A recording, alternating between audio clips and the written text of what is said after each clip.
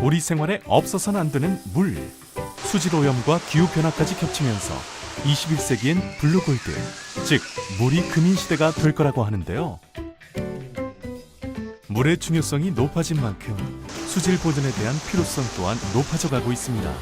그렇다면 수질 보존을 위한 방법에는 어떤 것들이 있고 우리는 어떤 노력을 해야 할까요? 수질 보존에 대한 방법과 노력에 대해 알아보기 위해서는 수질에 영향을 미치는 오염원을 먼저 살펴봐야 하는데요. 자세하게 가르쳐 주실 분부터 만나볼까요? 예, 안녕하십니까. 저는 한국환경공단 수생태시설처에서 비점오염원 관리 업무를 맡고 있는 권혁 과장입니다. 반갑습니다.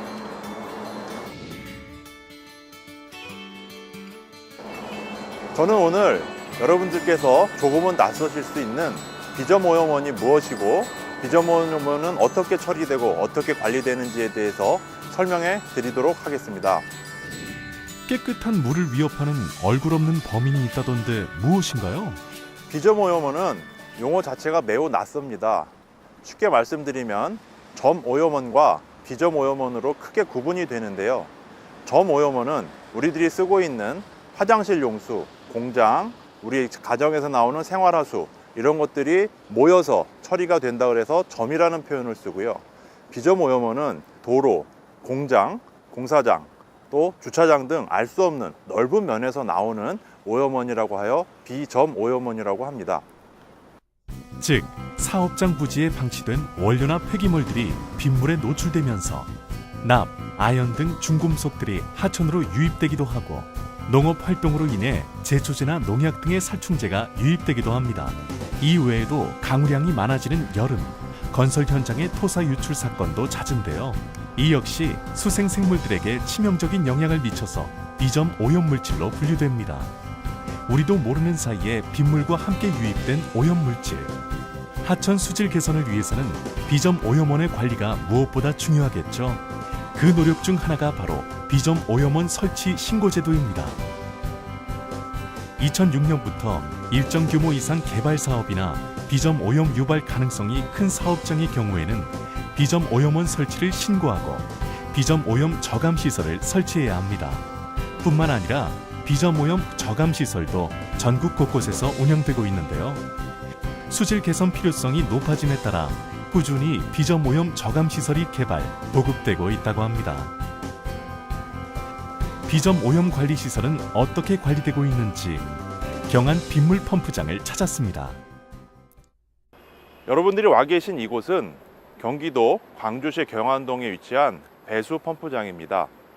배수 펌프장은 어떤 곳이냐면 비가 내렸을 때 빗물이 강으로 바로 빠지지 못하고 이곳에 모였다가 여기 있는 펌프 시설을 이용해서 강으로 빗물을 퍼내는 여러분들의 안전을 위해서 설치되어 있는 시설이라고 할 수 있습니다.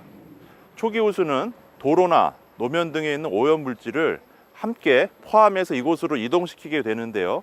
그것을 아무런 걸음 없이 바로 하천으로 나가게 될 경우 하천에 있는 물고기나 생태계가 파괴됩니다. 따라서 이곳에서 스크린을 통해서 빗물 속에 섞여 있는 오염 물질을 걸러주는 그런 역할을 하게 됩니다. 이렇게 걸러진 빗물은 바로 하천으로 나가는 것이 아니라 이 뒤쪽에 있는 지하 저류조로 이동하게 됩니다.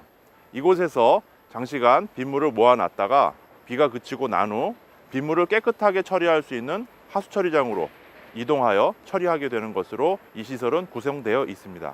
또 일반적인 도로에서는 발생된 오염물질이 바로 보시는 하천으로 빠지게 되어 있는데요. 지금 와 계신 이 시설은 도로에서 발생한 오염물질이 하천으로 가는 중간에 걸릴 수 있도록 설치한 비점 오염 저감 시설을 보시고 계십니다. 유입된 비점 오염 물질들은 이렇게 여러 과정을 거쳐 깨끗한 물로 변신하는데요. 꼼꼼한 비점 오염원 관리야말로 수질 개선과 건강한 수생태계를 위한 길입니다. 이외에도 요즘 뜨는 공간들이 있다고요? 지금 계신 이곳은 저영양 개발이라는 최신 비점 오염 관리 방법에 대한 교육을 수행하는 곳입니다. 저영양 개발이라고 하면 굉장히 좀 낯설고 어려운 용어인데요. 보시는 바와 같이 로우 임팩트 디벨롭먼트란 뜻으로 개발을 하는 데 있어서 생기는 여러 가지 환경적인 문제를 최소화시켜서 개발을 한다는 뜻입니다. 단순한 예로 보시면 이렇게 도로를 만들고 건축물을 만들게 되면 이곳에 내리는 빗물들이 비정오염 물질과 함께 하천으로 흘러나가는데요. 저영양 개발 기법으로 개발을 하게 되면 이곳에 내린 빗물들이 나무 여과 상자나 수성 포장, 식생수로 등 다양한 저영양 개발 기술 요소들을 통해서 땅속으로 스며들고 여과를 거쳐서 다양한 오염 물질들을 제거한 후에 하천으로 내려가는 그런 기술이라고 보시면 되겠습니다. 앞으로 개발되는 신도시에서도 저영양 개발 기법이 많이 적용된다고 하니 맑고 깨끗한 도시를 기대할 수 있을 것 같습니다. 비저오염원을 관리하는 것은 남을 위한 것이 아닙니다. 그것이 오염되기 이전에 관리하고 보존하는 것이 매우 중요할 것입니다.